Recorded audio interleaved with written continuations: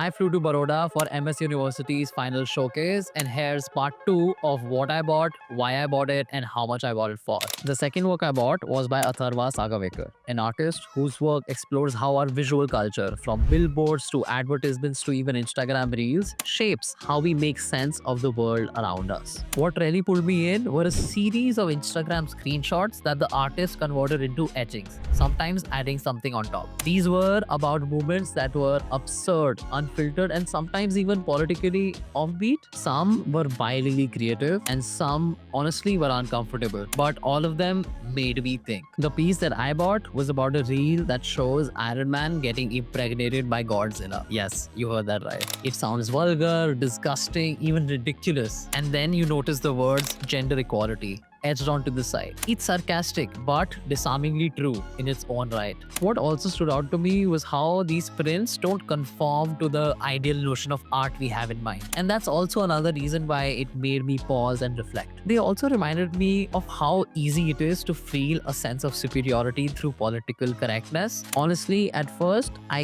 could not get myself to buy it, considering it felt vulgar, disgusting, questionable. But by the end of the day, I realized that it was something that really made me think. It changed my perspective, and honestly, it brings forward a new world that I haven't been thinking about. So I decided to get this artwork. At this point, it's one of the most fun artworks I have because the responses I get about it are always very unique. This piece was rupees 3,000, but more than the money, I really wanted it to be a vote of confidence. I want to see Atharva's art really grow a voice of its own, and for him to find out what he actually wants to talk about. I hope you like this casual type of content where I talk about my own art journey. Follow for more.